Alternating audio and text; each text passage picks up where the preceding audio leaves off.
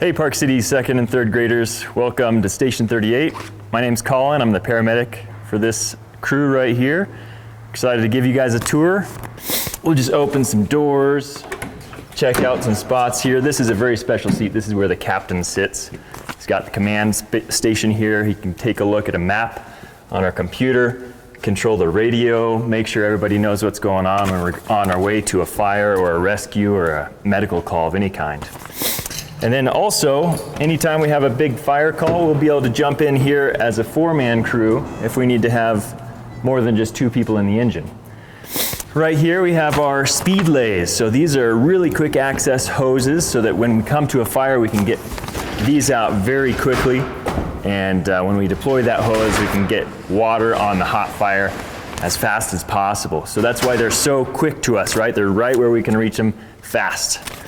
Even though it's not an ambulance, the engine also has a whole bunch of medical equipment too. So we have boxes and bags to take care of people if they're feeling sick, if they have injuries, trouble breathing, or if they're having heart problems.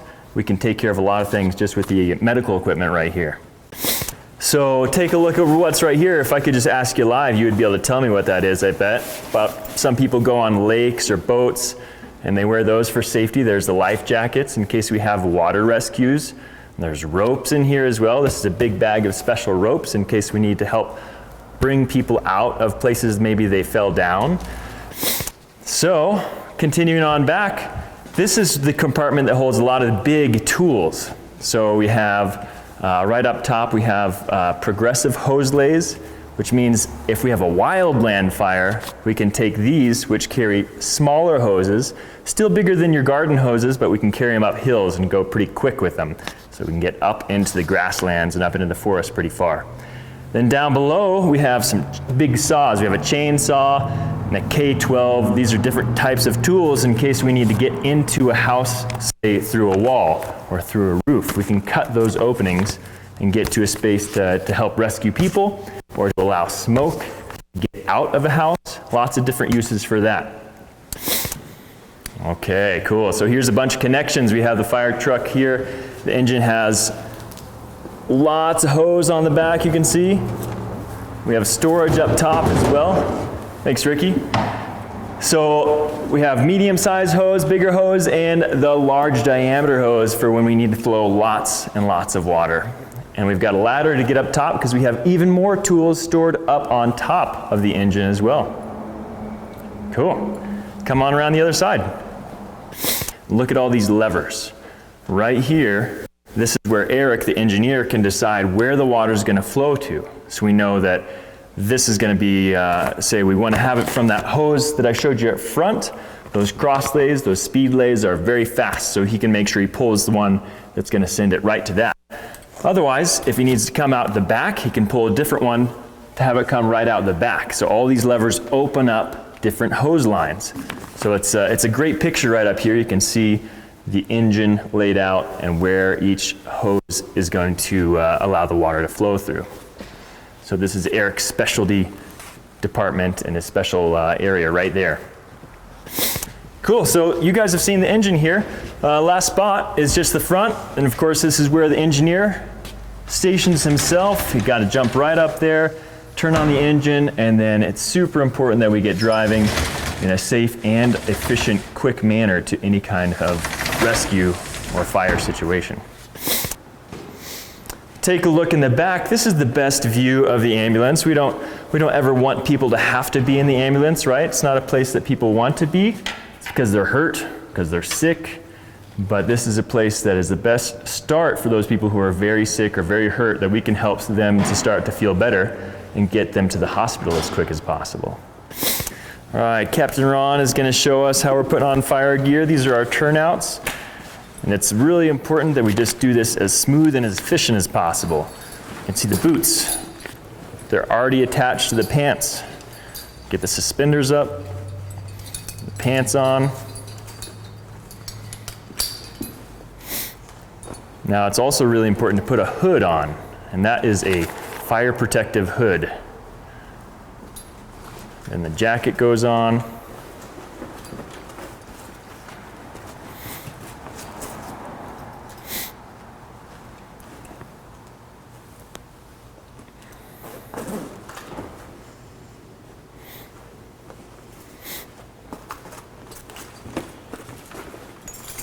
Now he's putting on the breathing apparatus. And that backpack contains the oxygen for us to breathe when the air is not good for us to breathe.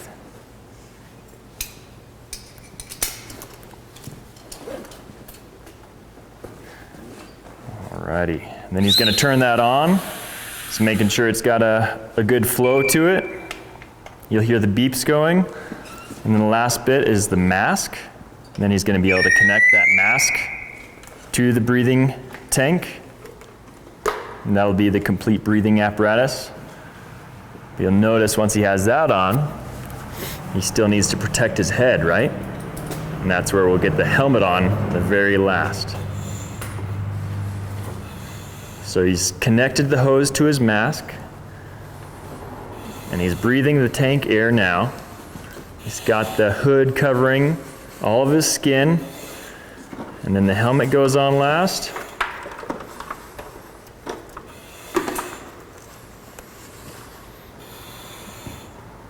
And voila, we're all set. So right there, we'd be ready to start making entry into a place that's bad for us to breathe. We'll be gathering hoses and crawl along the ground, because sometimes in a fire, smoke comes down so low that that's the only place you can see, right? So if you're trying to get out of a smoky area, you use your hands to wave around, try to locate the exit, the door, and then of course, if you ever see us, it's kind of strange looking, isn't it? If we ever come in to help somebody, remember, we're the good guys trying to help get you out, even though we might sound a little bit like Darth Vader and look kind of scary too with all that mask and all that equipment. But we're here to help you guys get out if there's ever a fire in a place that you are. And this is the workout room. So it's important for firefighters to stay fit. So whenever possible, we'll come on in here. We'll work on cardio, so strengthening our heart and our lungs. And we'll work on strength training as well. So that's why there's a lot of weights in here too, to get stronger. Alrighty. Right in here is our office.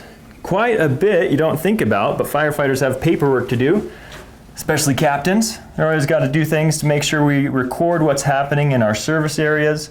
And anytime we have a call, we got to make sure we write down all the details of those calls. This is our day room, our living room. So at the end of the day, after we've got all of our work done, that's trainings, that's chores, it's a lot of different things throughout the day, then we can come and relax for a little while. Of course, if we get a 911 call, immediately we're up and ready to jump into the ambulance and the engine. But this is where we relax, this is where we eat our dinner, and then this is where we'll cook our meals as well.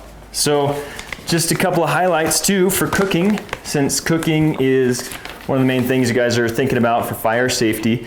It's just important, just remember, cooking is one of the leading causes for house fires.